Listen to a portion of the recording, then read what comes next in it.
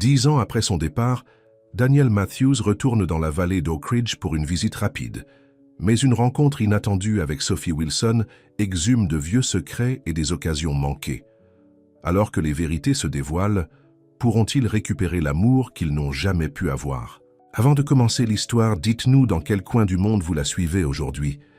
Daniel Matthews fixait le paysage familier de la vallée d'Oak Ridge par la fenêtre de sa voiture de location. Les collines vallonnées, parsemées de granges et de silos, lui serrèrent la poitrine d'une manière inattendue. 10 ans. Cela faisait 10 ans qu'il avait quitté cet endroit. À 35 ans, Daniel ressemblait à peine au garçon de ferme timide qui avait autrefois appelé cet endroit sa maison. Ses cheveux bruns, autrefois rebelles, étaient maintenant soigneusement coupés. Son teint hâlé de fermier avait pâli pour prendre un éclat sain, et sa garde-robe de jeans délavés et de chemises en flanelle avait été remplacée par des vêtements de créateur qui lui semblaient étrangers sur sa peau. « Juste une petite visite », se répéta-t-il. « Signer les papiers, vérifier l'ancienne maison et retourner à Chicago. » La paisible campagne défilant à toute vitesse sous ses yeux pendant qu'il descendait la route sinueuse menant à la ferme familiale. Ses parents étaient décédés il y a 3 ans, à quelques mois d'intervalle, mais il n'arrivait pas à se résoudre à vendre la propriété. Il a plutôt engagé une société de gestion pour maintenir son fonctionnement, pendant qu'il construisait son empire de technologies agricoles à l'abri d'un immeuble de grande hauteur de Chicago. Alors qu'il tournait le virage qui devait révéler la ferme familiale Matthews, sa voiture de location fit un bruit de pétarade, suivi d'un fort claquement. De la fumée commença à s'échapper du capot. « Non, non, non », murmura Daniel, dirigeant prudemment la voiture sur le bas-côté. Il sortit et souleva le capot pour être accueilli par un nuage de vapeur. Parfait. Il était encore à 24 km de la ville, sans personne en vue. Daniel sortit son téléphone portable, grimaçant devant la seule barre de réception. Après plusieurs tentatives, il réussit enfin à joindre le service de voiture locale. « Oak Ridge Valley Rides », répondit une voix de femme. « Bonjour, j'ai besoin d'un ramassage. Ma voiture de location est tombée en panne à environ 24 km de la ville sur la route 16 en direction de l'ancienne ferme Matthews. » Il y eut une pause au bout du fil. « La propriété Matthews ?» demanda la femme, sa voix soudainement prudente. « Oui, c'est exact. » Une autre pause. « J'y serai dans 25 minutes, » dit-elle, et raccrocha avant que Daniel puisse répondre. Daniel fit les 100 pas au bord de la route, consultant de temps en temps sa montre. La campagne était silencieuse, à l'exception des mugissements lointains des vaches et des gazouillis des oiseaux. C'était si différent du bruit constant de Chicago. Finalement, une berline bleue légèrement cabossée apparut à l'horizon. Daniel fit un signe de la main en s'approchant, soulagé que de l'aide soit arrivée. La voiture s'arrêta à côté de lui, et la vitre du conducteur descendit. Le cœur de Daniel s'arrêta, ses yeux. Il reconnaîtrait ses yeux noisettes chaleureux n'importe où. Ils avaient hanté ses rêves pendant une décennie. « Sophie » murmura-t-il, incapable de croire ce qu'il voyait. Sophie Wilson le regarda, les jointures blanches enserrant-le. Volant. La fille confiante et vibrante qu'il avait connue à l'université avait été remplacée par une femme aux yeux fatigués et aux rides d'inquiétude gravées autour de la bouche. Ses longs cheveux châtains, autrefois flottants, étaient maintenant coupés en un carré pratique, et une méfiance s'était emparée de son expression qui n'y était pas auparavant. « Bonjour, Daniel, » dit-elle sèchement. « Montez, je vais vous emmener en ville. » Daniel resta figé un instant avant de prendre sa valise dans la voiture de location et de glisser sur le siège arrière du taxi de Sophie. « Je ne savais pas que vous étiez de retour à Oak Ridge, » dit Sophie, ses yeux se rencontrant aux siens dans le rétroviseur avant de se détourner rapidement. « Je suis arrivé aujourd'hui, » répondit Daniel, essayant toujours de surmonter le choc. La voiture était une Paihé. Location de l'aéroport. Sophie hocha la tête et se concentra sur la route. Le silence entre eux était assourdissant. « Alors, vous conduisez un taxi maintenant ?» demanda enfin Daniel, regrettant immédiatement à quel point cela sonnait condescendant.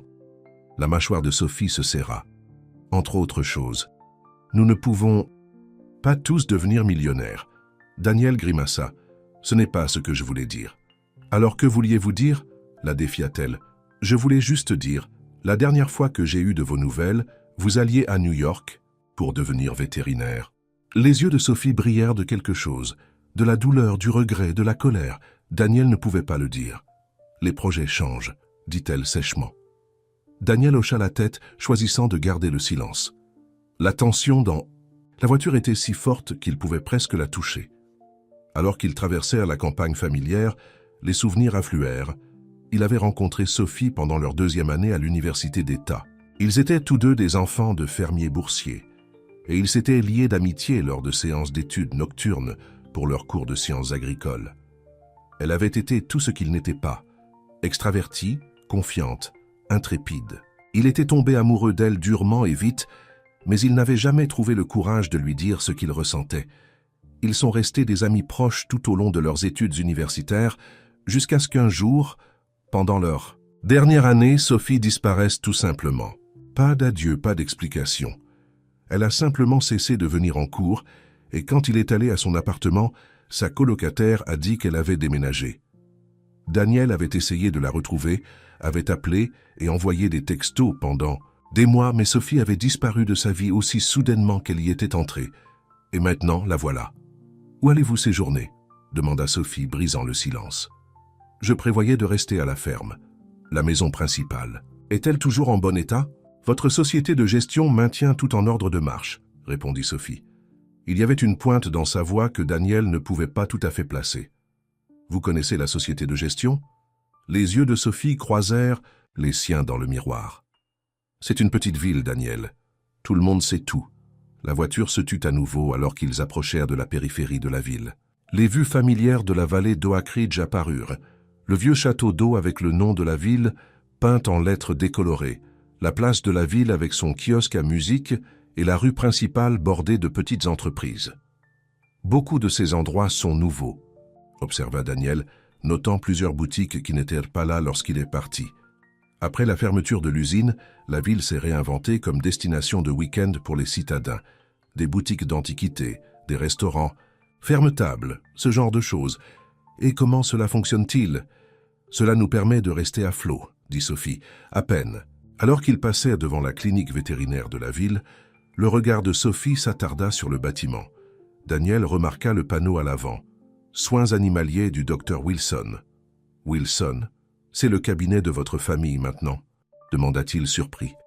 Les mains de Sophie se resserrèrent à nouveau sur le volant. « C'est celui de mon frère. Il a repris après la retraite de mon père. »« Et vous y travaillez aussi ?»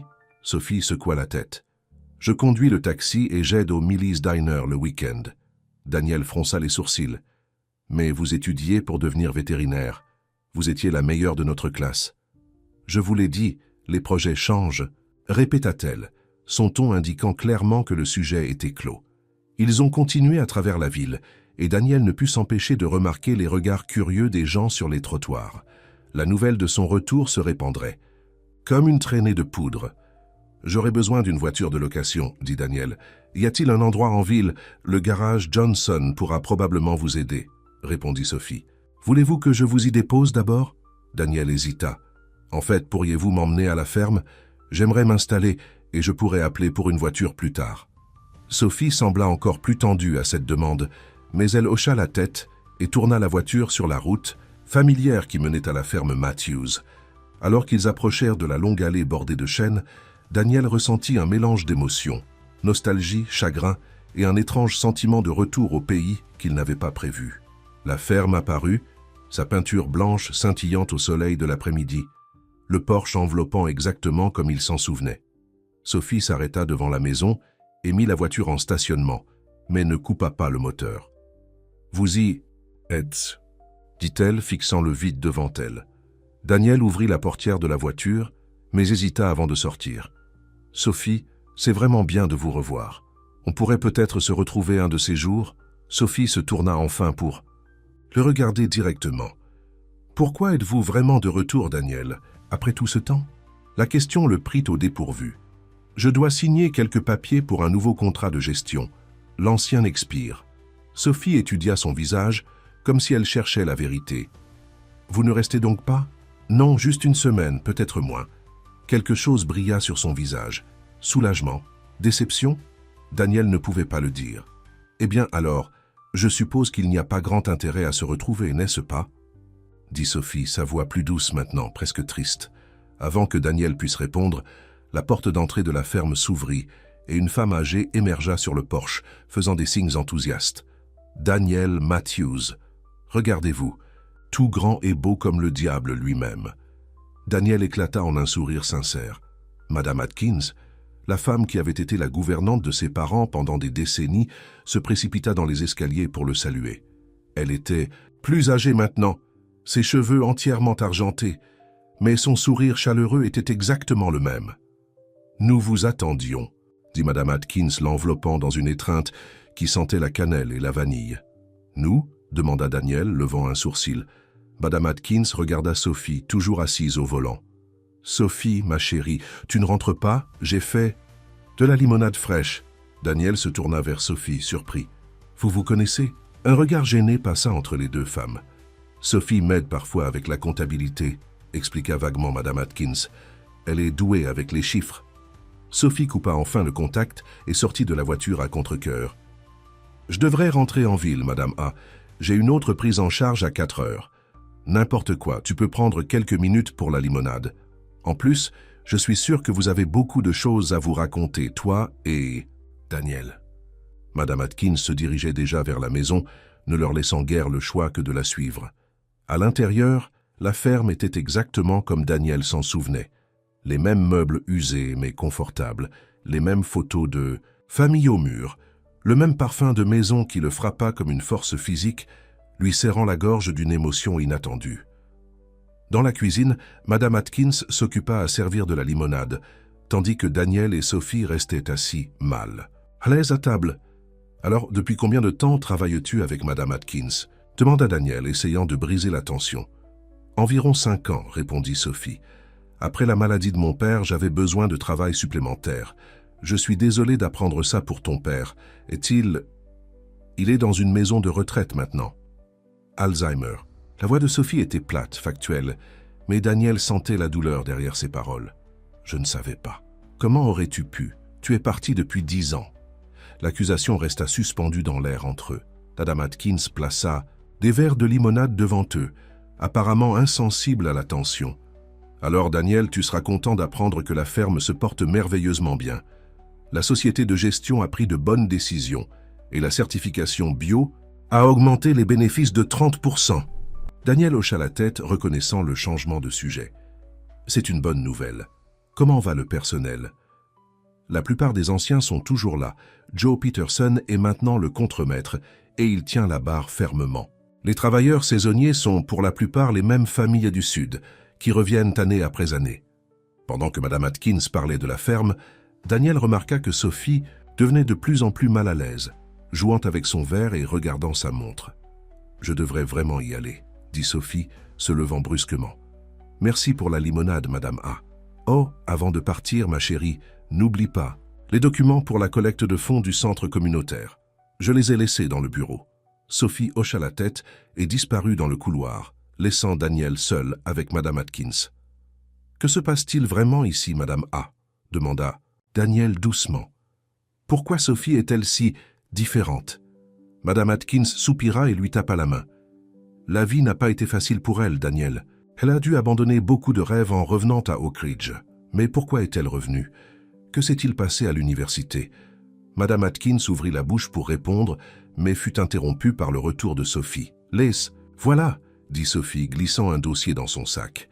Elle évita le regard de Daniel en se dirigeant vers la porte. « À demain à la réunion du comité, Madame A. »« Sophie, attends !» appela Daniel, la suivant sur le porche. « Puis-je au moins avoir ton numéro? Au cas où j'aurais besoin d'une autre course pendant mon séjour ici ?» Sophie hésita, puis sortit une carte de visite de sa poche. « Oak Ridge Valley Rides. Le numéro est celui de mon portable. » Daniel prit la carte, ses doigts effleurant les siens. Sophie retira rapidement sa main, comme brûlée par le contact. « Au revoir, Daniel, » dit-elle, se précipitant vers sa voiture. « Sophie, l'appela-t-il, quoi qu'il se soit passé à l'époque, je suis désolé si j'ai fait quelque chose de mal. » Sophie s'arrêta, le dos tourné vers lui. Pendant un instant, Daniel pensa qu'elle pourrait se retourner, qu'elle pourrait enfin lui donner l'explication qu'il avait attendue 10 ans. Mais au lieu de cela, elle continua vers sa voiture sans se retourner. Alors que la voiture de Sophie disparaissait au bout de l'allée, Madame Atkins rejoignit Daniel sur le porche. « Laisse-lui du temps », conseilla la femme âgée. « Elle porte un lourd fardeau. »« Quel genre de fardeau ?» demanda Daniel. Madame Atkins secoua la tête. « Ce n'est pas mon histoire à raconter. Mais si tu n'es là que pour une semaine, Daniel, il est peut-être préférable de laisser le passé au passé. » Mais en regardant la poussière se déposer sur l'allée, Daniel savait que ce serait impossible. Revoir Sophie avait réveillé quelque chose qu'il croyait enfoui depuis longtemps. Des questions sans réponse, des sentiments sans résolution, et un sentiment lancinant qu'il avait manqué quelque chose d'important il y a toutes ces années. Plus tard dans la soirée, après que Madame Atkins soit rentrée dans son chalet en bordure de la propriété, Daniel s'assit sur la balançoire du porche, regardant le coucher du soleil peindre le ciel dans des nuances d'orange et de rose. La ferme s'étendait devant lui, des champs de maïs et de blé, des vergers chargés de fruits de début d'été, des pâturages où le bétail paissait paresseusement. C'était l'héritage que ses parents avaient construit, la terre qu'il avait façonnée. Pourtant, il s'en était éloigné, convaincu qu'il n'y avait plus rien pour lui après la disparition de Sophie. Maintenant, le destin les avait réunis et Daniel ne pouvait ignorer le sentiment que c'était sa seconde chance de découvrir la vérité, de comprendre pourquoi Sophie était partie, et peut-être de lui dire enfin ce qu'il aurait dû dire il y a 10 ans. Son téléphone vibra, un message. C'était son assistante de Chicago, lui rappelant la réunion de contrat de gestion prévue pour demain après-midi. Comme d'habitude. Mais en regardant l'écran, Daniel réalisa que pour la première fois depuis des années, le travail était la dernière chose à laquelle il pensait. Il parcourut ses contacts et trouva le numéro de la carte de Sophie. Avant de pouvoir se dédire, il tapa un message. « Merci pour la course aujourd'hui. J'aimerais parler, vraiment parler, avant de quitter la ville, s'il te plaît. » Daniel envoya le message et attendit, observant la livraison puis la lecture du message. La réponse arriva quelques minutes plus tard. Certaines choses valent mieux être laissées au passé. « Bonne nuit, Daniel. » Daniel regarda le message, ressentant un mélange de frustration et de détermination. Sophie cachait quelque chose d'assez important pour l'éviter pendant une décennie, et il allait découvrir ce que c'était, même s'il devait prolonger son séjour à Oak Ridge pour le faire. Alors que la dernière lumière s'estompait dans le ciel, Daniel prit une décision. Il ne quitterait pas Oak Ridge avant de connaître la vérité, sur Sophie, sur le passé, et sur ce qui pourrait encore être possible pour leur avenir. Le soleil du matin pénétrait par les fenêtres de la cuisine, tandis que Daniel sirotait son café. Il était levé depuis l'aube, son corps revenant instinctivement aux heures de la ferme, malgré des années de vie citadine.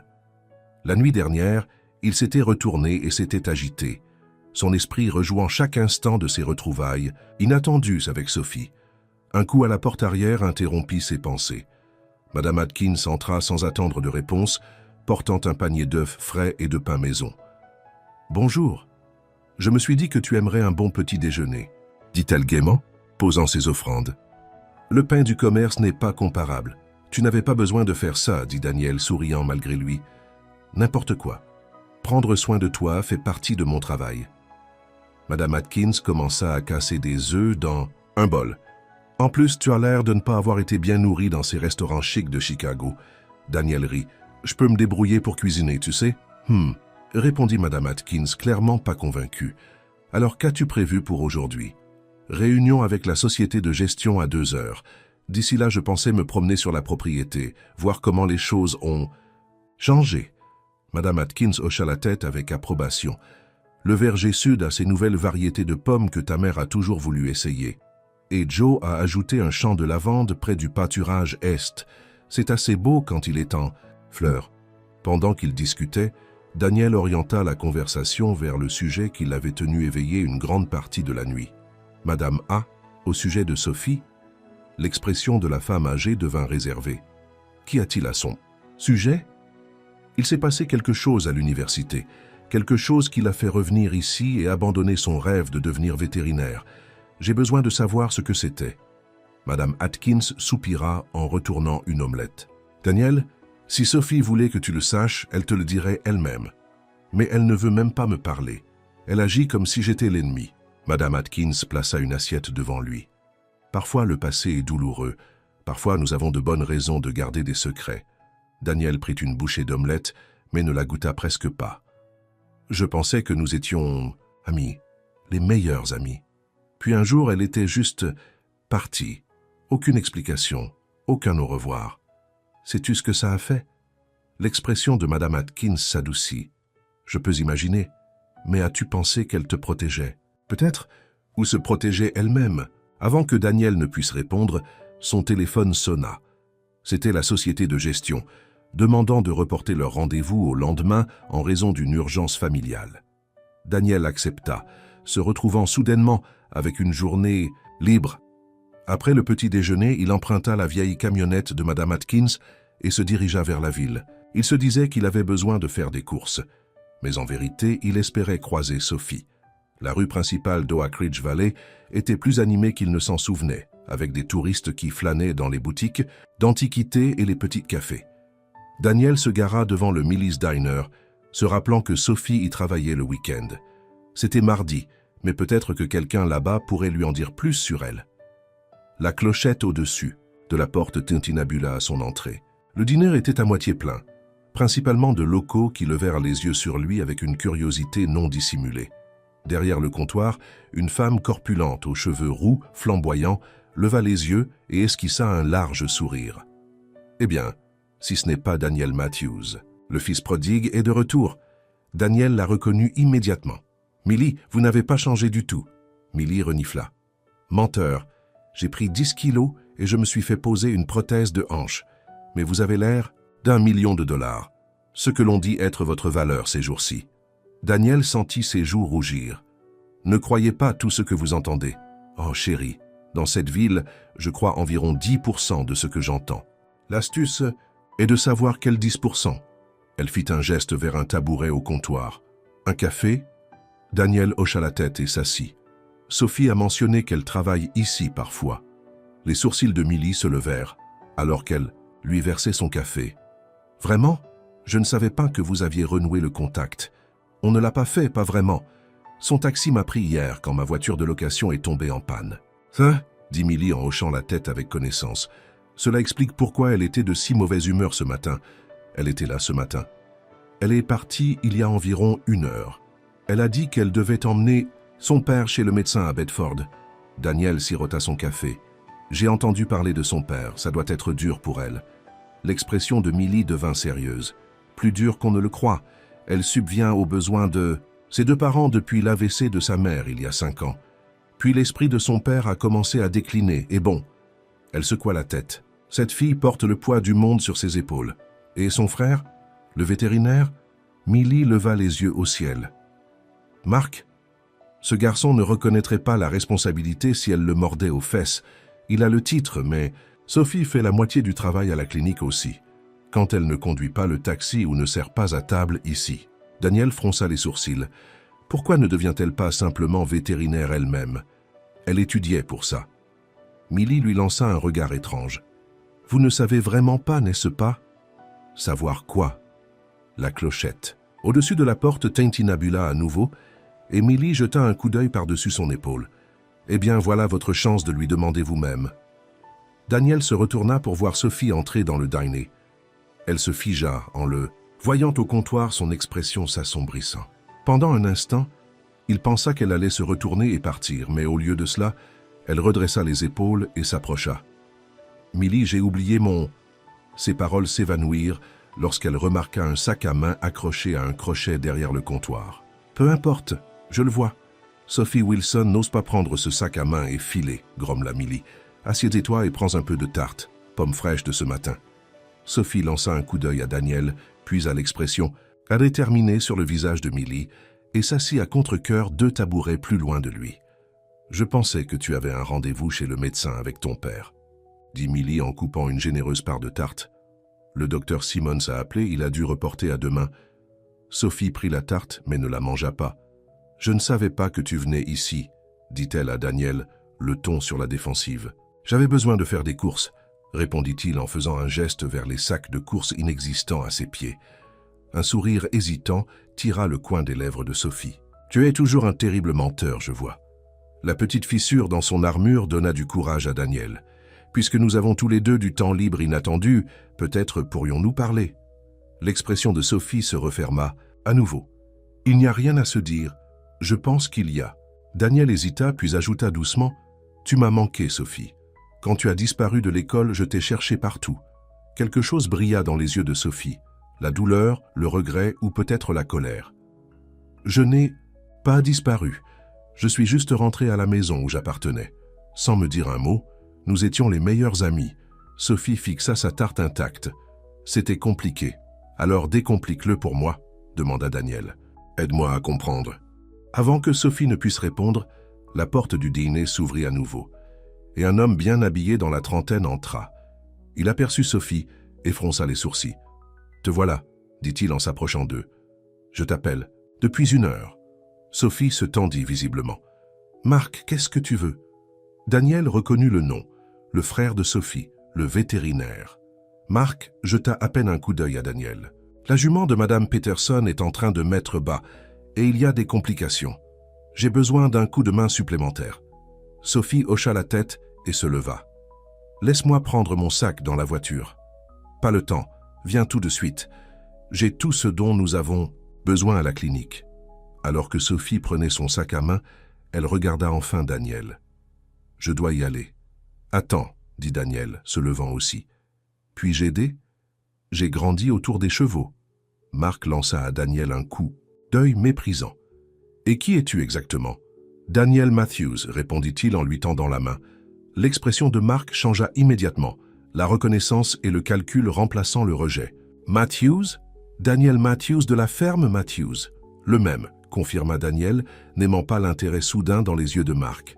« eh bien, » dit Marc en lui serrant la main avec un nouvel enthousiasme. « La ferme de votre famille est l'un de nos plus gros clients, ou du moins votre société de gestion l'est. Marc, on doit y aller, » interrompit Sophie, clairement mal à l'aise avec la tournure de la conversation.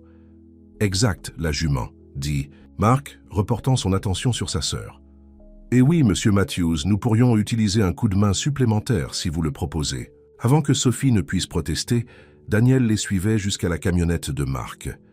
La tension était palpable, alors qu'ils se rendaient à la ferme Peterson, Sophie coincée entre les 2 hommes dans la cabine de la camionnette. « Alors, comment vous connaissez-vous » demanda Marc en regardant entre eux. « L'université, » répondit sèchement Sophie. « Nous étions dans le même programme, » ajouta Daniel. « Sciences agricoles. » Marc leva un sourcil. « Exact, avant que Sophie n'ait à abandonner. Dommage, elle aurait fait une meilleure vétérinaire que moi, honnêtement. » Sophie lança à son frère un regard d'avertissement qu'il n'avait pas remarqué ou avait choisi d'ignorer. « Je me suis toujours demandé pourquoi tu as quitté l'école, » dit prudemment Daniel, « surtout si près de l'obtention du diplôme. »« Concentrons-nous sur la jument, » répondit Sophie en regardant droit devant elle. Ils arrivèrent à la ferme Peterson, une exploitation modeste avec un petit troupeau à 2 chevaux. Dans l'écurie, ils trouvèrent Madame Peterson, une femme d'âge moyen avec l'inquiétude gravée sur le visage, debout devant une stalle où une jument alezane était clairement en détresse. « Dieu merci, vous êtes là, » dit Madame Peterson. « Penny travaille depuis des heures, mais quelque chose ne va pas. » Marc prit immédiatement les choses en main, examinant la jument tandis que Sophie préparait les fournitures de sa trousse médicale. Daniel resta en arrière, incertain de son rôle, jusqu'à ce que Sophie lui tende une paire de gants. « Sois utile, » dit-elle. « Tiens ces compresses. Si j'en ai besoin, je demanderai. » Pendant l'heure qui suivit, Daniel observa Sophie et Marc travailler ensemble de manière transparente pour aider la jument en difficulté. Malgré le titre de Marc en tant que vétérinaire de la ville, il était clair que Sophie était tout aussi compétente, anticipant ses besoins et suggérant souvent des approches avant même qu'il ne puisse demander. Enfin, après une dernière poussée de la jument épuisée, un poulain mouillé et chancelant émergea. Sophie lui dégagea rapidement les voies respiratoires et le frotta vigoureusement avec des serviettes propres, tandis que Marc s'occupait de la mère. « C'est une pouliche », annonça Sophie, un sourire rare illuminant son visage alors que la nouveau-née la regardait avec de grands yeux sombres. Madame Peterson essuya des larmes de soulagement. « Elle est magnifique !» Daniel se sentit captivé, non pas par le miracle de la naissance qu'ils venèrent de vivre, mais par la transformation de Sophie. Pendant cet instant, alors qu'elle aidait doucement le poulain à faire ses premiers pas chancelants vers sa mère. La femme réservée et amère du taxi avait disparu. À sa place se trouvait la Sophie dont il se souvenait. Passionnée, attentionnée, pleine de vie. Alors qu'il nettoyait, Daniel aida Sophie à charger les fournitures dans la camionnette de Mark. Ils travaillèrent dans un silence confortable, jusqu'à ce que Mark s'approche avec Madame Peterson. « Sophie, peux-tu finir ici? J'ai promis au Dr Lee à Bedford que je consulterai sur ce étalon avec le problème respiratoire. » Sophie hocha la tête. « Je trouverai un moyen de rentrer. »« Je peux te ramener », proposa rapidement Daniel. Mark lui adressa un sourire. « Entendu. Parfait. Madame Peterson disait justement qu'elle venait de faire une nouvelle fournée de limonade. Peut-être que vous aimeriez en prendre un peu avant de rentrer. » Avant que l'un ou l'autre puisse répondre, Mark était parti, montant dans son camion en leur faisant un signe de la main. Madame Peterson, sentant la gêne, mentionna avec tact qu'elle allait voir ses petits-enfants et disparut en direction de la maison. Se retrouvant seule dans l'écurie, Sophie s'occupa d'un dernier contrôle de la jument et du poulain. Daniel s'appuya contre la porte de la stalle, la regardant. « Tu es vraiment doué pour ça, » dit-il doucement. Mark avait raison, tu aurais fait une vétérinaire extraordinaire. Les mains de Sophie s'immobilisèrent. Parfois, la vie ne se déroule pas comme on l'a prévu. Pourquoi pas, Sophie? Qu'est-il arrivé? Elle le regarda enfin, ses défenses s'abaissant visiblement. Tu ne sais vraiment pas, n'est-ce pas? Daniel secoua la tête. Sophie semblait livrer une bataille intérieure. Finalement, elle soupira. Je suis tombée enceinte, Daniel. Les mots le frappèrent comme un coup physique. Enceinte? Quand? Comment? Enfin, qui? En terminale, interrompit Sophie. Juste avant les examens de mi-année. C'est pourquoi j'ai quitté l'école. L'esprit de Daniel s'emballa. Mais on était tout le temps ensemble à l'époque. Tu n'as jamais mentionné sortir avec quelqu'un d'autre. Le rire de Sophie était creux. Non, je ne l'ai pas fait. Donc le père du bébé était quelqu'un que j'aimais profondément. Quelqu'un qui avait de grands rêves, qui n'incluait pas un bébé ou une fille de petite ville pour le retenir. Daniel se sentit malade. Tu pensais que je ne voudrais pas le savoir? Tu pensais que je m'en ficherais? Les yeux de Sophie s'écarquillèrent. De quoi parles-tu? Le bébé. Mon bébé. C'est ce que tu dis, n'est-ce pas? Sophie le regarda, la confusion remplaçant le choc. Ton bébé. Daniel. Non, ce n'était pas le tien. Comment pourrait-il l'être? On ne sait jamais. Ce fut au tour de Daniel d'être confus. Alors, à qui est-il? Est-ce que ça a de l'importance? Sophie se détourna, la voix tendue. Ce fut une erreur. Un coup d'un soir avec quelqu'un qui passait par la ville pendant les vacances de printemps. Il était parti avant même que je sache que j'étais enceinte. Daniel essaya de traiter cette information.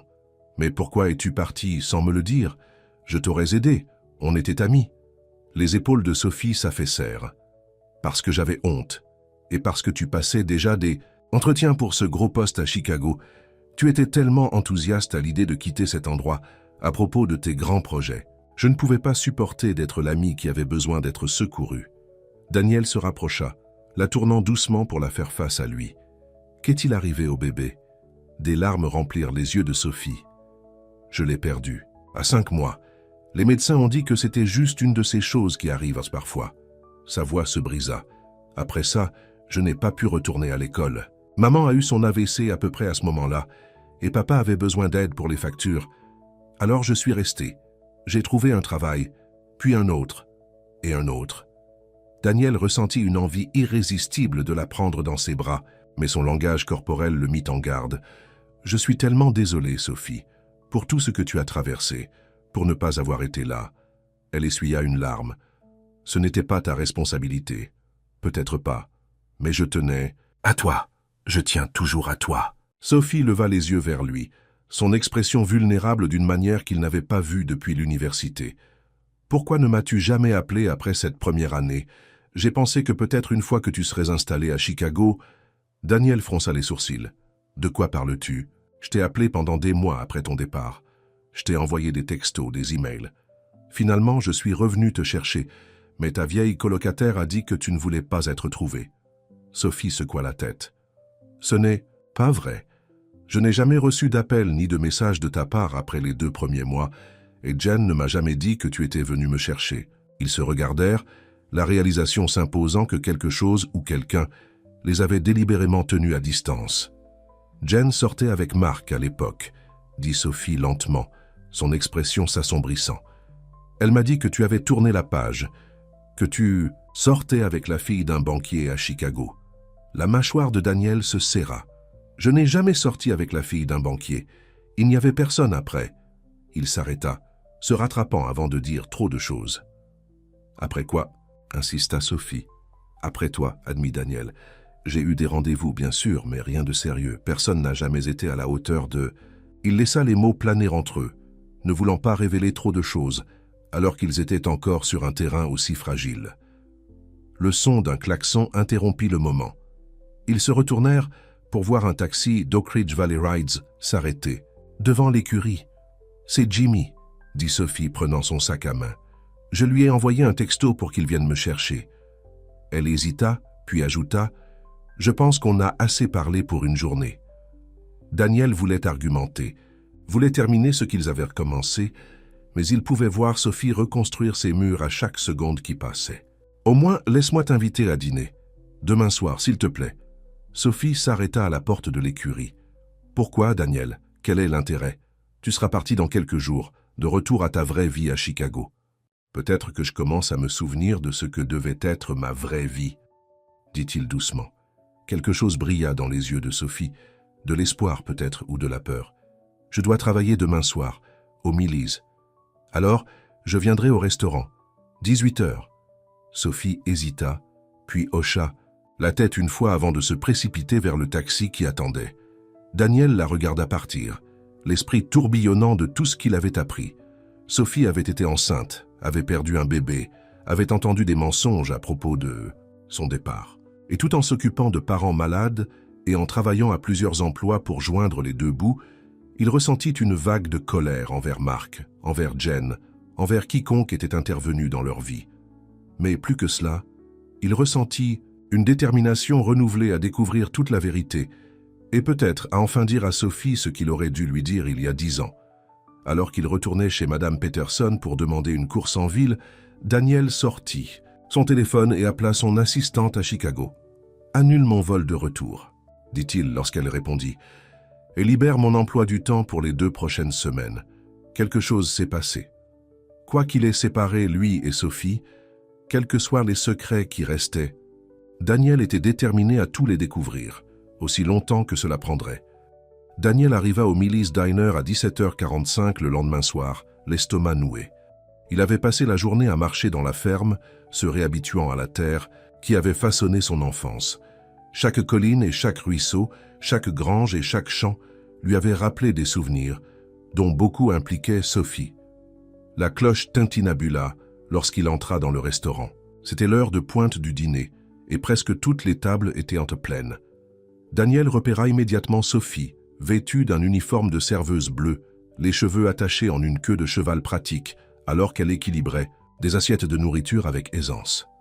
Elle leva les yeux lorsqu'il entra, et leurs regards se croisèrent à travers la salle bondée. Pendant un bref instant, son sourire professionnel s'adoucit en quelque chose de véritable avant qu'elle ne se détourne pour servir une commande à une famille dans un coin. Millie lui fit signe de la main derrière le comptoir. « Assieds-toi, où tu peux trouver une place, ma chérie. On est bondé ce soir. » Daniel s'assit sur le seul siège vide, un tabouret au comptoir, et regarda Sophie travailler. Elle se déplaçait efficacement entre les tables, souriant et discutant avec les clients, dont beaucoup qu'elle connaissait clairement bien. C'était son monde, réalisa-t-il. Un monde dont il avait fait partie autrefois, mais qu'il avait laissé derrière lui. Après quelques minutes, Sophie s'approcha du comptoir avec une cafetière. « Tu es en avance, » dit-elle en lui remplissant une tasse. « Je pensais observer une professionnelle au travail, » répondit Daniel avec un sourire. Un léger rouge teinta les joues de Sophie. « J'ai fini à 19h, pas à 18. Ça va? J'attendrai, lui assura-t-il. Prends ton temps. » Millie apparut à côté de lui, s'essuyant les mains sur son tablier. « N'importe quoi, Sophie, prends ta pause dîner maintenant. Je peux gérer les choses pendant une demi-heure. » Sophie regarda autour d'elle le restaurant bondé. « Mais, pas de mais, » insista Millie. « La cabine, au fond, vient de se libérer. Va t'asseoir avant que quelqu'un d'autre ne la prenne. » Sophie hésita, puis hocha la tête. « Laisse-moi d'abord passer une commande. » Elle se tourna vers Daniel. « Tu aimes toujours ton hamburger avec des cornichons supplémentaires ?» Daniel cligna des yeux, surpris. « Tu t'en souviens ?» Sophie haussa les épaules, mais un léger sourire jouait sur ses lèvres. Difficile d'oublier quand quelqu'un commande un hamburger avec plus de cornichons que de viande. Installés dans leur box, un silence gêné s'installa entre eux. Tant de choses avaient été dites la veille, et pourtant il restait tant à dire. « Comment va ton père ?» demanda finalement Daniel. « Le rendez-vous s'est-il bien passé ?» Sophie acquiesça, reconnaissante de ce sujet sécurisant. Pas de changement, ce qui est en fait une bonne nouvelle à ce stade. Le médecin dit qu'il est stable, et ta mère, mieux physiquement. Le dernier AVC lui a laissé des difficultés d'élocution, mais son esprit est toujours aussi vif qu'avant. Leur nourriture arriva. Un hamburger avec des cornichons, supplémentaires pour Daniel, et une salade de poulet pour Sophie. Ils mangèrent dans un silence amical pendant quelques minutes avant que Daniel ne reprenne la parole. « J'ai réfléchi à ce que tu m'as dit hier, à propos du bébé, et à propos du fait que tu n'aies jamais répondu à mes appels après ces 2 premiers mois. » Sophie posa sa fourchette. « J'y ai aussi pensé. On dirait que quelqu'un s'est donné beaucoup de mal pour nous séparer. »« Je parie sur ton frère, » dit Daniel, la voix durcissant. « Marc ne m'a jamais beaucoup apprécié à l'université. » Sophie soupira. « Marc a toujours été protecteur, mais s'immiscer de la sorte. » Elle secoua la tête. « C'est un tout autre niveau. Qu'aurait-il à gagner en nous séparant ?» Sophie poussa une feuille de laitue sur son assiette. « Je ne suis pas sûre. À moins que... » Elle leva les yeux soudainement. « La clinique, le cabinet de mon père. Marc l'a toujours voulu, mais papa me l'avait promis une fois que j'aurais terminé mes études vétérinaires. » Daniel fronça les sourcils. « Donc si tu quittais les études et n'y retournais jamais, le cabinet lui reviendrait finalement, » termina Sophie. « Ce qui est exactement ce qui s'est passé. C'est assez cruel, même pour Marc. » L'expression de Sophie était préoccupée. « C'est mon frère, Daniel. Je ne veux pas croire qu'il ferait quelque chose comme ça. Peut-être pensait-il te protéger, » suggéra Daniel, bien qu'il n'y croyait pas lui-même. « De quoi? De moi ?» Sophie secoua la tête. « Tu n'as jamais été autre chose que gentil avec moi. » Le cœur de Daniel se réchauffa à ces paroles. « Je tenais à toi, Sophie. »« Plus que tu ne le sais. » Leurs yeux se rencontrèrent par-dessus la table, et quelque chose d'électrique passa entre eux. Sophie fut la première à détourner le regard. « Parle-moi de Chicago, » dit-elle, changeant clairement de sujet. « Tu es un grand PDG maintenant ?» Daniel rit. « Pas exactement. J'ai développé un système d'irrigation plus efficace pendant mes études à l'université. J'ai obtenu un brevet après l'obtention de mon diplôme et j'ai créé une entreprise. Ça a décollé plus vite que je ne l'espérais. » « Madame Atkins, dis que tu vaux des millions, » taquina Sophie. « Madame Atkins parle trop, » répondit Daniel avec un sourire. « Mais les affaires vont bien. Nous aidons les fermes du Midwest à économiser l'eau tout en augmentant les rendements.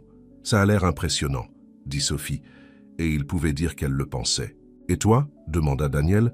« En plus de conduire le taxi et de travailler ici, je veux dire, Millie a mentionné que tu aides aussi à la clinique. » Sophie acquiesça.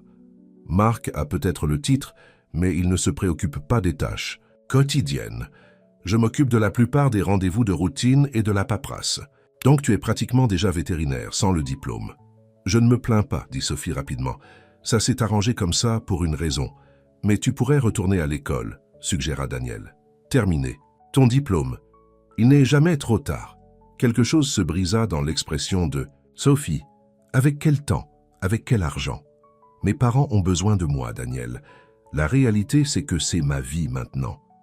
Avant que Daniel ne puisse répondre, la sonnette au-dessus de la porte tintinabula et Mark Wilson entra, dans le restaurant. Son regard balaya la pièce, se posant sur Sophie et Daniel dans leur box d'angle. Ses yeux se plissèrent alors qu'il s'approchait d'eux. « Sophie, te voilà, » dit Mark, le ton agréable mais les yeux froids. « J'essayais de te joindre. »« Je suis en pause déjeuner, » répondit Sophie. « Qu'est-ce qui ne va pas ?»« Rien ne va pas. Je voulais juste te faire savoir que j'ai géré moi-même le compte Coleman. Pas besoin que tu y ailles demain. » Sophie fronça les sourcils. « Mais Madame Coleman m'a spécifiquement demandé. Son chat ne laisse personne d'autre l'examiner. » Marc fit un geste de la main pour la congédier. « Je m'en suis bien sorti. Le chat avait juste besoin de friandises supplémentaires.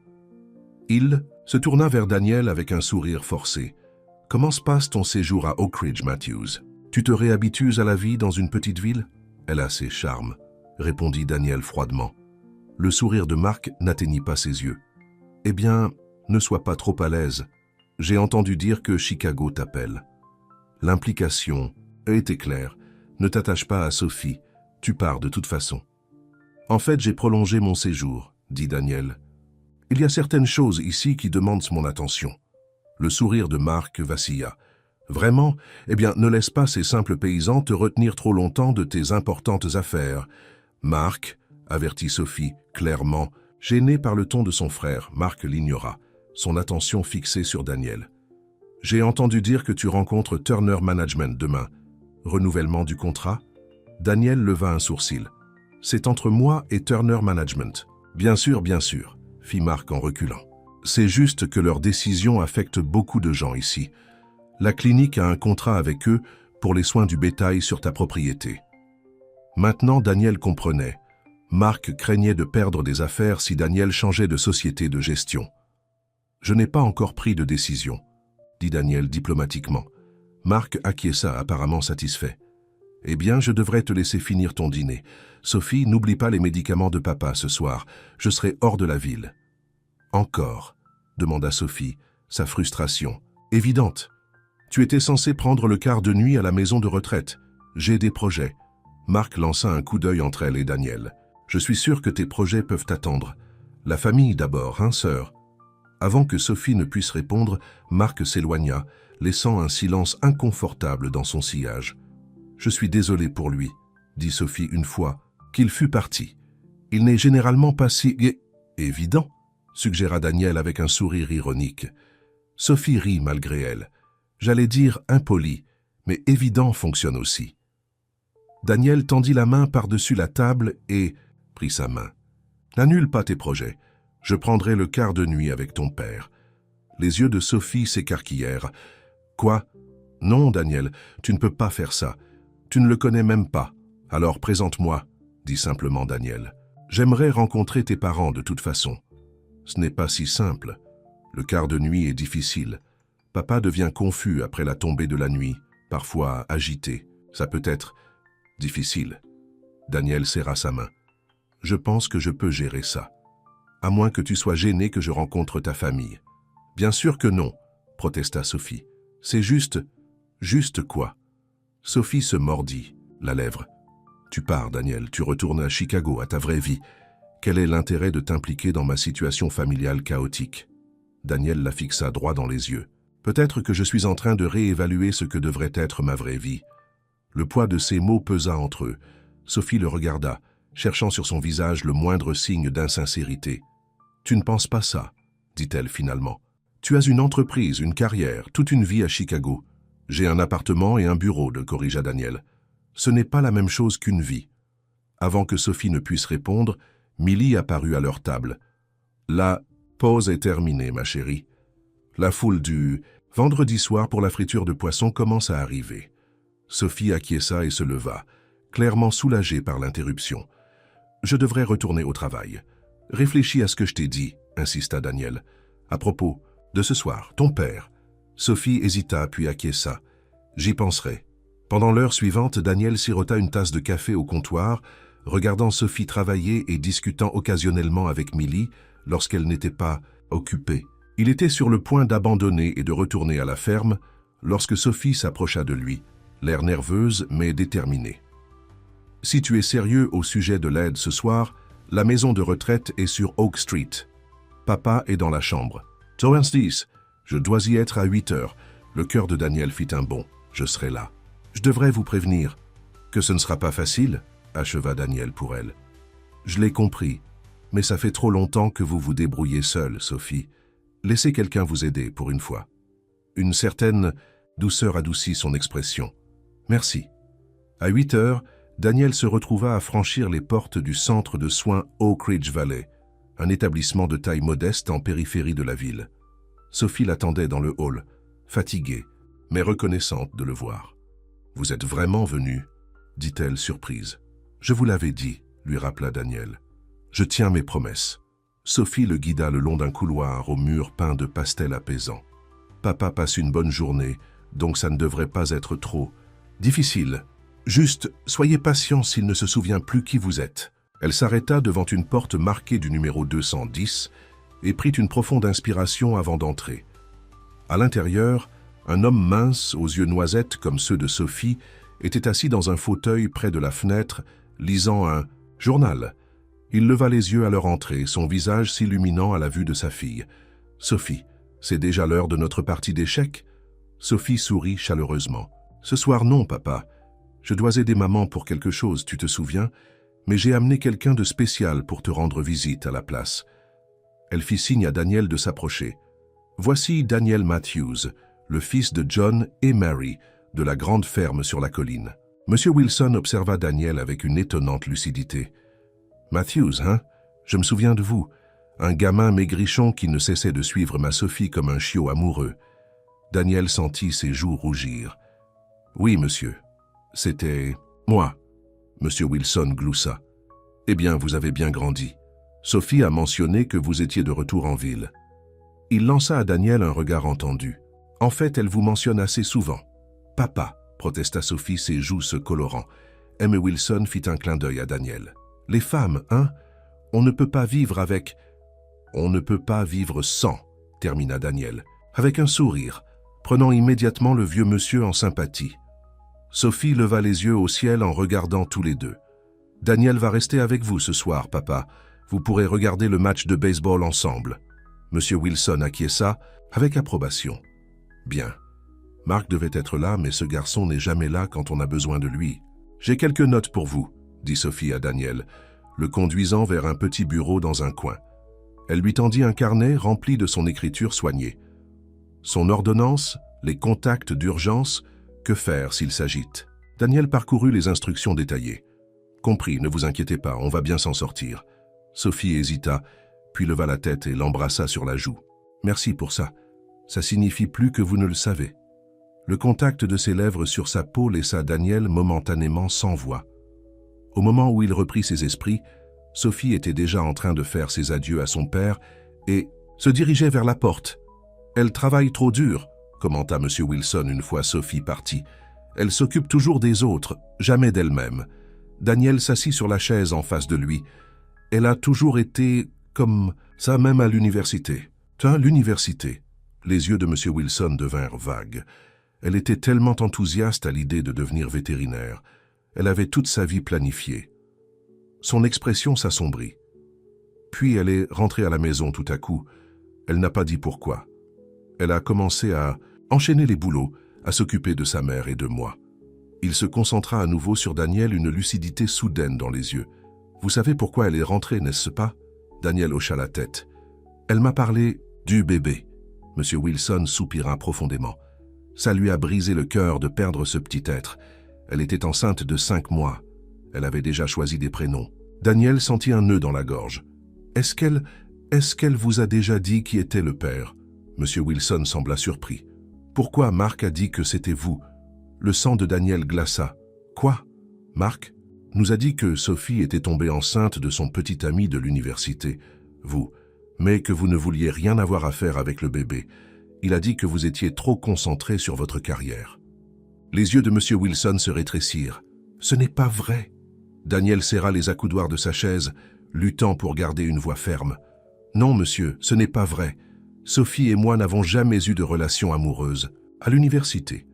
Je ne savais pas qu'elle était enceinte avant hier, et elle m'a dit que le père était quelqu'un qui était de passage en ville pendant les vacances de printemps. » M. Wilson fronça les sourcils. Sa confusion était évidente. Ce n'est pas ce que Marc a dit. Et quand Sophie est rentrée à la maison, elle ne l'a jamais corrigé. « Pourquoi Marc mentirait-il sur quelque chose comme ça ?» demanda Daniel, bien qu'il commençait à élaborer sa propre théorie. Les yeux de M. Wilson s'assombrirent à nouveau, son moment de lucidité s'estompant. « Marc a toujours voulu la clinique, depuis qu'il est enfant. Mais je l'avais promise à Sophie. Elle avait un vrai don avec les animaux, vous voyez. Donc si Sophie avait le cœur brisé et n'est jamais retournée terminer ses études, la clinique reviendrait à Marc, » termina M. Wilson, surprenant Daniel par un autre moment de lucidité. Mon fils n'est pas une mauvaise personne, mais il a toujours été jaloux de sa sœur. Son talent, son intelligence, la façon dont les gens lui font naturellement confiance. » Il se pencha en avant. « Vous n'étiez pas seulement son ami à l'université, n'est-ce pas, jeune homme? Je le vois dans vos yeux quand vous parlez d'elle. » Daniel déglutit difficilement. « Je l'aimais, » admit-il. « Je ne le lui ai jamais dit, mais si, je l'aime toujours. » Monsieur Wilson hocha la tête avec sagesse. « Je le pensais. Pourquoi? Ne le lui avez-vous pas dit? J'avais peur de ruiner notre amitié. Et puis elle est partie et je n'ai jamais eu l'occasion. Eh bien, vous avez une seconde chance maintenant. Ne la gâchez pas. » Monsieur Wilson prit la télécommande. « Maintenant, regardons un peu de baseball. Les Cubs jouent. » Pendant les quelques heures qui suivirent, Daniel resta assis avec Monsieur Wilson, regardant le match et l'aidant occasionnellement à aller aux toilettes ou à prendre des encas dans le petit réfrigérateur de sa chambre. Vers 22 heures, le vieil homme commença à s'agiter, sa lucidité antérieure s'estompant au profit de la confusion. « Où est Éléanore » demanda-t-il anxieusement, faisant référence à sa femme. « Elle devrait être rentrée maintenant. » Daniel consulta les notes de Sophie. C'était un comportement courant le soir. La meilleure approche était une redirection douce. « Éléanore reste chez Sophie ce soir, » dit Daniel calmement. « Tu te souviens? Elle passe une soirée entre filles. » Monsieur Wilson sembla accepter cette explication. « Sophie travaille, trop dur. Elle l'a toujours fait, même petite.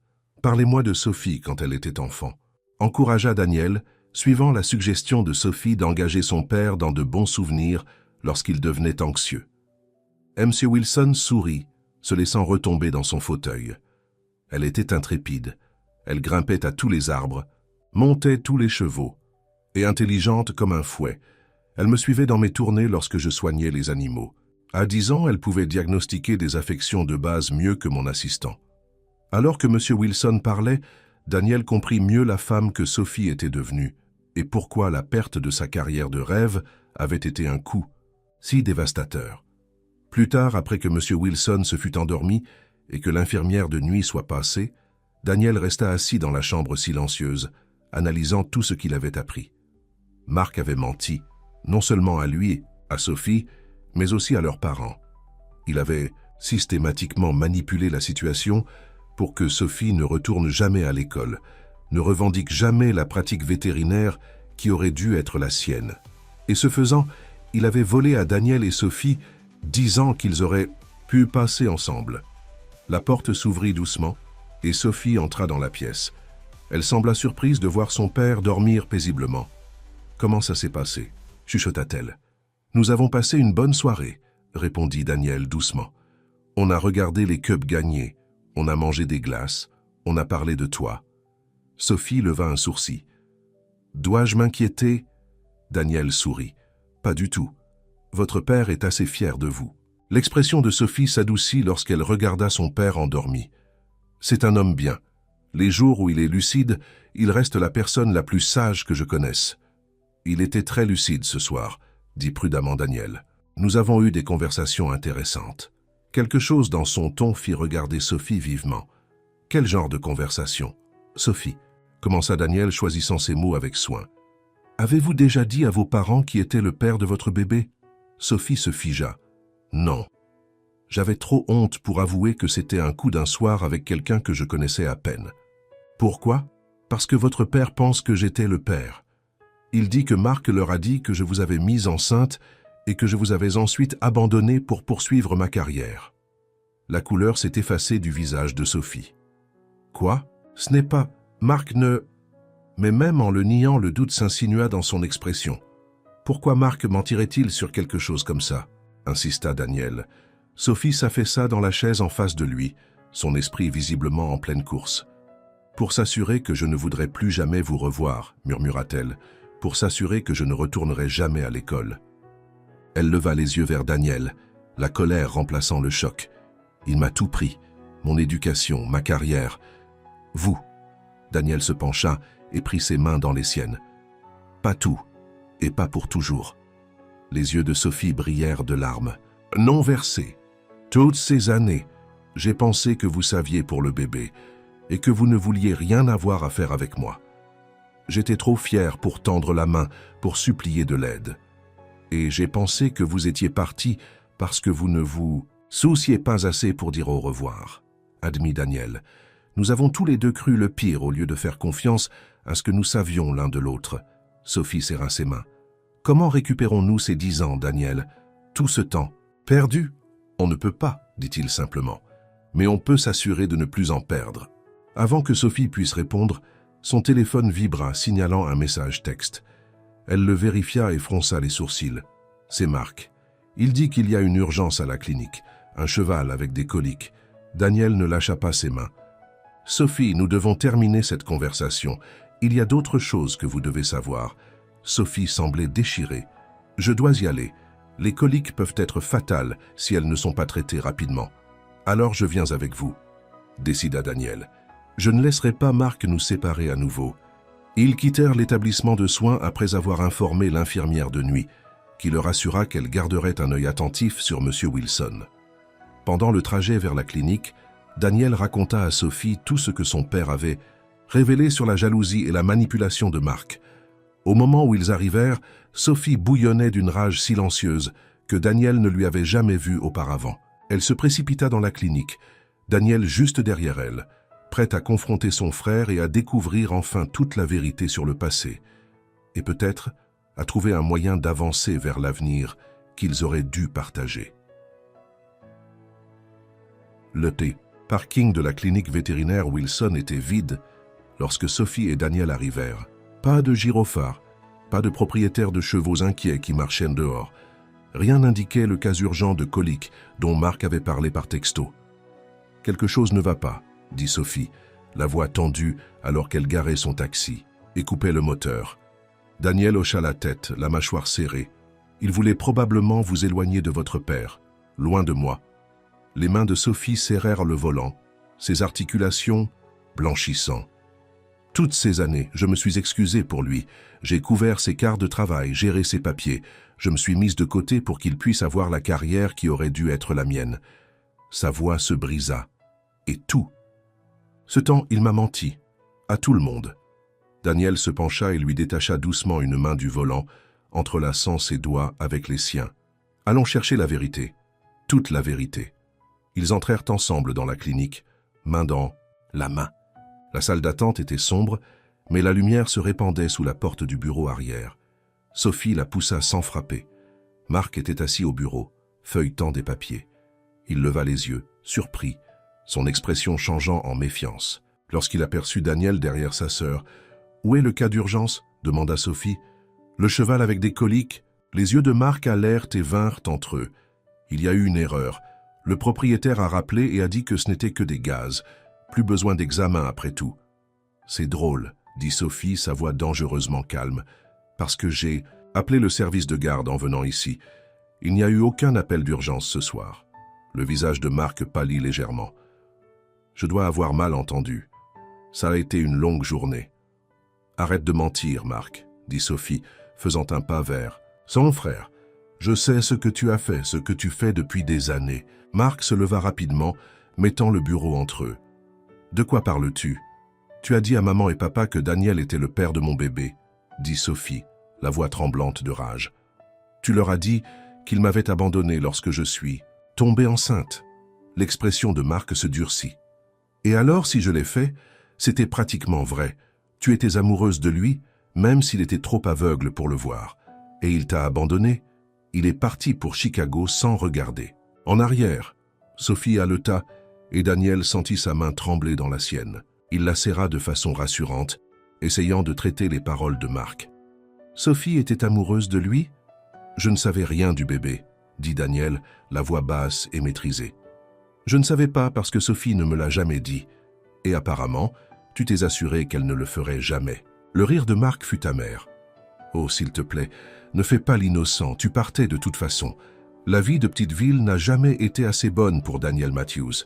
Tout le monde savait que tu ne pouvais pas attendre de secouer la poussière de cet endroit de tes chaussures chic. »« Ce n'est pas vrai, » protesta Daniel. « Je suis parti parce que la seule chose qui me retenait ici était partie. » Marc railla. « Exact. La bourse d'études universitaires et l'offre d'emploi dans une grande ville n'y étaient pour rien. J'ai refusé ce poste, » révéla Daniel. « Après la disparition de Sophie, je l'ai cherchée partout. J'ai appelé et envoyé des textos. Pendant des mois. Je suis même revenu en ville pour la chercher, mais sa colocataire, ta petite amie, m'a dit que Sophie ne voulait pas être retrouvée. L'expression de Marc vacilla. Jen protégeait juste Sophie. Tu lui as brisé le cœur? Non, Marc, interrompit Sophie, la voix douce mais ferme. Tu m'as brisé le cœur, et celui de Daniel. Tu m'as dit qu'il avait arrêté d'appeler après 2 mois, qu'il sortait avec la fille d'un banquier à Chicago. Tu m'as fait croire qu'il s'en fichait. Je te protégeais, insista Marc. Il n'allait jamais rester, Sophie. Des mecs comme lui ne finissent pas avec des filles comme nous. Ce n'était pas à toi de décider, dit Sophie, se rapprochant du bureau. Tu n'avais pas le droit de t'ingérer dans ma vie. Le visage de Marc rougit. J'avais tout le droit. Qui était là quand tu as perdu le bébé? Qui t'a conduite au rendez-vous chez le médecin? Qui a aidé maman après son AVC? Pas lui. Il pointa un doigt vers Daniel. Moi, ta famille. La voix de Sophie était d'acier. Et qui a dit à papa que je devais abandonner l'école vétérinaire? Qui a convaincu maman que j'étais trop fragile pour revenir? Qui a pris la clinique qui aurait dû être la mienne? Marc sursauta comme si elle l'avait giflé. La clinique allait toujours être la mienne. Papa avait juste pitié de toi. C'est un mensonge, intervint Daniel. Votre père m'a dit ce soir qu'il avait promis la pratique à Sophie. Il a dit qu'elle avait le vrai don avec les animaux. Le visage de Marc se tordit de colère et de douleur. Papa ne sait plus ce qu'il dit. Son esprit est parti. Il a des moments de parfaite clarté, rétorqua Daniel. Ce soir en était un. Marc s'affaissa de nouveau sur sa chaise, dégonflé. De toute façon, ça n'a plus d'importance. La pratique est légalement la mienne. La propriété, la liste des clients, tout. Je ne veux pas de la clinique, Marc, dit Sophie, sa voix s'adoucissant légèrement. Plus maintenant. Ce que je veux, c'est la vérité. Et je veux ma vie, celle que tu m'as volée avec tes mensonges. Marc leva les yeux vers sa sœur, la regardant vraiment peut-être pour la première fois depuis des années. Que veux-tu? Que je dise, Sophie? Que j'étais jaloux. D'accord, j'étais jaloux. Tu as toujours été la plus intelligente, la plus talentueuse, celle que tout le monde aimait. Papa n'a jamais pensé que j'étais assez bon. Ce n'est pas vrai, dit Sophie. Papa t'aime, il a toujours été fier de toi. Le rire de Marc fut creux. Bien sûr. C'est pourquoi il a promis la clinique à sa fille chérie au lieu de son fils. Unique. Il l'a promise à celui qui la méritait, corrigea Sophie. Et j'ai travaillé pour ça, Marc. J'ai étudié plus dur que quiconque dans ma classe.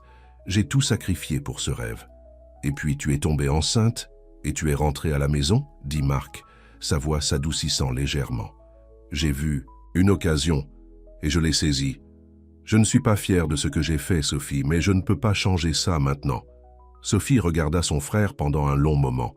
Puis, sans prévenir, elle contourna le bureau et fit quelque chose qui surprit les 2 hommes. Elle prit Marc dans ses bras. « Tu es mon frère, dit-elle, la voix épaisse d'émotion. Rien ne changera jamais ça, mais je ne peux pas te pardonner tant que tu n'auras pas réparé ça. » Marc se raidit dans ses bras, puis leva lentement les bras pour la serrer en retour. « Comment » demanda-t-il, la voix faible comme celle d'un enfant. Sophie recula, essuyant une larme. « Commence par dire la vérité à maman et papa. Toute la vérité. » Et puis, elle prit une profonde inspiration. « Fais-moi associer dans la clinique. Pas une assistante ou une employée, une associée à part entière. » Les yeux de Marc s'écarquillèrent. « Sophie, je ne peux pas. Les finances sont un désastre parce que tu es un piètre homme d'affaires, » interrompit Sophie brutalement. « Nous savons toutes les deux que je maintiens cet endroit à flot depuis des années, tandis que tu t'accapares. La majeure partie du mérite et tous les bénéfices. » Marc lança un coup d'œil à Daniel, qui observait la scène avec un mélange d'admiration et de respect. « Et lui, reste-t-il, ou est-ce juste une autre brève visite avant qu'il ne retourne à sa vraie vie ?» Daniel fit un pas en avant, posant une main sur l'épaule de Sophie. « Ma vraie vie est là où est Sophie, » dit-il simplement, « si elle me le permet. » Sophie se tourna pour le regarder, les yeux brillants de larmes contenues. « Tu ne penses pas ça.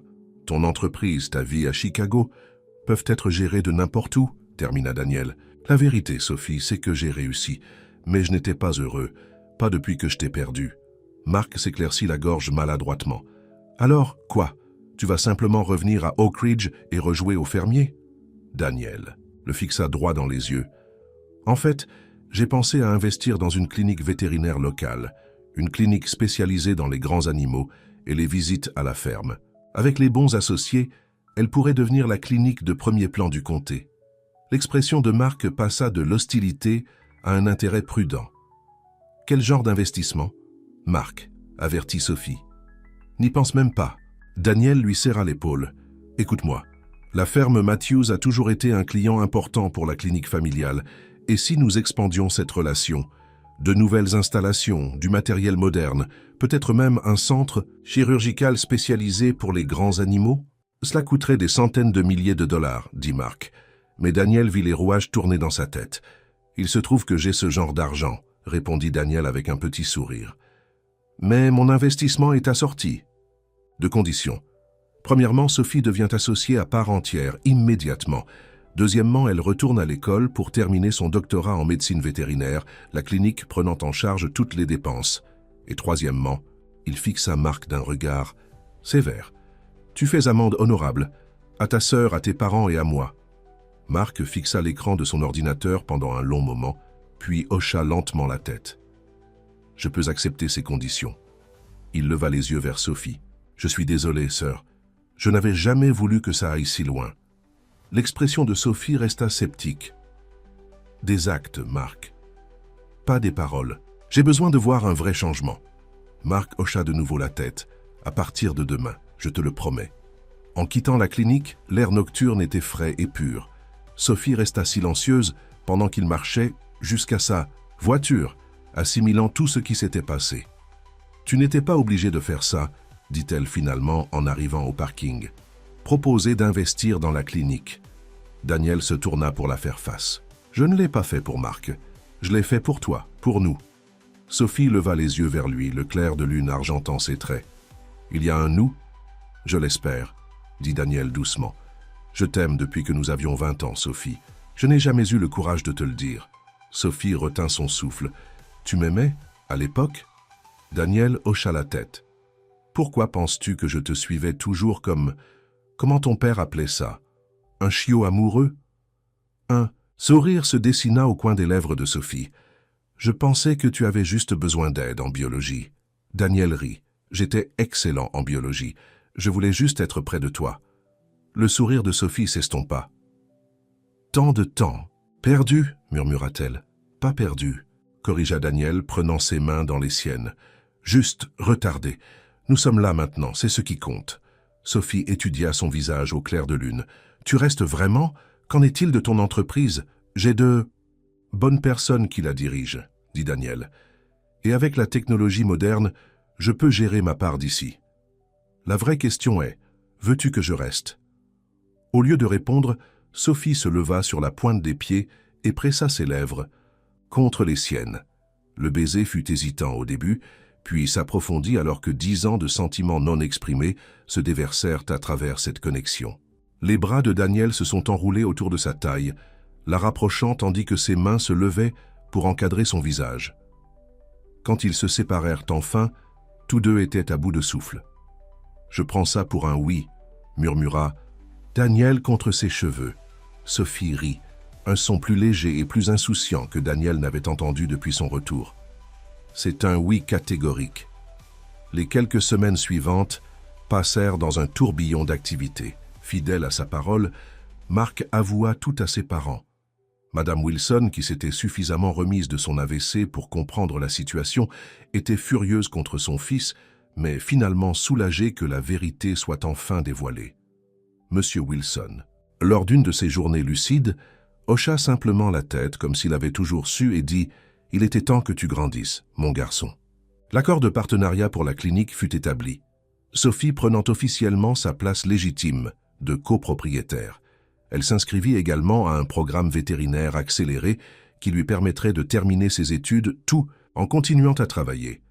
Daniel, quant à lui, rencontra Turner Management et renouvela leur contrat pour superviser la ferme Matthews, mais avec des changements importants. Il jouerait un rôle plus actif dans les opérations de la ferme, tout en continuant à gérer sa société d'irrigation à distance. Il acheta également une petite maison en ville, pas aussi grandiose que la ferme familiale, mais confortable, et à quelques minutes en voiture de la ferme et de la clinique vétérinaire. Madame Atkins insista pour l'aider à l'aménager, déclarant que son goût citadin était absolument inutile pour la vie à la campagne. Par une chaude soirée de fin d'été, Sophie et Daniel étaient assis sur le porche de sa nouvelle maison, regardant les lucioles danser sur la pelouse. Sa tête reposait confortablement sur son épaule, son bras était passé autour de sa taille, dans un geste qui était déjà devenu familier. « La respiration de maman est meilleure aujourd'hui, » dit Sophie. « Les nouveaux médicaments semblent faire effet. » Daniel lui déposa un baiser sur le sommet de la tête. « C'est une bonne nouvelle. Et ton père, plus clair qu'il ne l'a été depuis des mois. Il a demandé quand nous allions nous marier. » Daniel rit. « Un homme intelligent. Lui as-tu dit que je n'avais pas encore fait ma demande ?» Sophie se redressa pour le regarder, un sourcil levé. « Encore ?» Le sourire de Daniel était chaleureux mais nerveux. « Je voulais attendre. Le faire correctement, avec une bague et un dîner romantique. Depuis quand avons-nous fait quoi que ce soit de manière traditionnelle ?» taquina Sophie. Daniel rit. « C'est vrai. » Son expression devint sérieuse. « Je ne veux pas te presser, Sophie. Nous apprenons encore à nous connaître. » Sophie secoua la tête. « Nous avons perdu 10 ans, Daniel. Je ne veux pas perdre une seule journée de... Plus !» Daniel plongea dans sa poche et sortit une petite boîte de velours. « Je l'ai portée pendant une semaine, attendant le moment parfait. » Les yeux de Sophie s'écarquillèrent. « Daniel !» Il ouvrit la boîte pour révéler une bague en diamant simple mais élégante. C'était celle de ma mère. Papa me l'a donnée avant de mourir. Il m'a dit de la garder pour quand je trouverais quelqu'un de spécial. Il prit la main de Sophie. Je l'ai trouvée à l'université, je l'ai perdue, et par miracle, je l'ai retrouvée. Je ne te laisserai pas partir cette fois, Sophie Wilson. Des larmes brillaient dans les yeux de Sophie, tandis que Daniel glissait de la balançoire pour s'agenouiller devant elle. « Veux-tu m'épouser, Sophie? Faire un foyer avec moi ici, construire une vie ensemble, peut-être même une famille un jour ?» La voix de Sophie était ferme malgré ses larmes. « Oui, à tout ça, oui. » Alors que Daniel lui passait la bague au doigt et la serrait dans ses bras, le soleil couchant peignait le ciel de teintes dorées et roses brillantes. Les champs de la ferme s'étendaient autour d'eux, promettant une riche moisson à venir. Plus tard, dans la soirée, après avoir partagé leurs nouvelles avec Madame Atkins, qui a prétendu le savoir depuis toujours, et avoir appelé les parents de Sophie, sa mère a pleuré, son père a dit « Eh bien, il était temps ». Ils sont retournés à la ferme où Daniel avait grandi. Main dans la main, ils traversèrent les pièces qui avaient été témoins de son enfance, maintenant vides mais remplies de souvenirs. « Nous pourrions habiter ici », suggéra Daniel. « Si tu le voulais, il y a amplement de place pour une famille. » Sophie s'appuya contre lui. « J'aimerais ça. Ça semble juste, redonner vie à la maison. » Daniel la conduisit sur le porche arrière, où la balançoire était toujours suspendue à des chaînes robustes.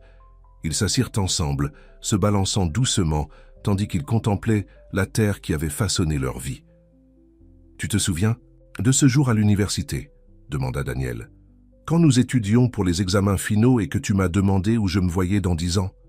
Sophie hocha la tête. « Tu as dit que tu dirigerais ta propre entreprise de technologie agricole, changeant l'agriculture pour toujours. » Daniel sourit.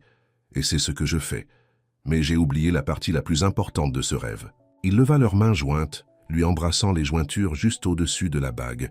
« Tu étais toujours censé être là avec moi. »« Eh bien, » dit Sophie, reposant sa tête sur son épaule. « Je suis là maintenant.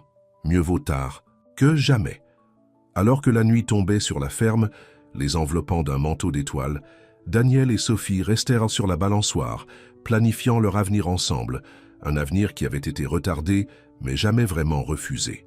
Les graines de leur amour, plantées il y a des années à l'université et nourries par le pardon et la vérité, étaient enfin prêtes à fleurir. Le lendemain matin, ils feraient face aux défis pratiques de la fusion de leur vie, son entreprise, sa clinique, leurs obligations familiales. Mais pour ce soir, ils se sont simplement tenus l'un contre l'autre, rattrapant le temps perdu et savourant la douce récolte d'un amour qui avait perduré malgré tout ce qui avait essayé de le détruire. « Je t'aime », murmura Daniel alors, que les yeux de Sophie devenaient lourds de sommeil. « Je crois que je t'aime depuis le premier jour où tu as corrigé ma réponse en cours de biologie. » Sophie sourit contre sa poitrine. « Moi aussi, je t'aime. » Je t'ai toujours aimé, je t'aimerai toujours. » Et à ce moment-là, sur le porche de la ferme qui serait bientôt leur maison, Daniel sut avec une certitude absolue qu'il avait retrouvé son chemin non seulement vers la vallée d'Oak Ridge, mais vers l'endroit que son cœur n'avait jamais vraiment quitté.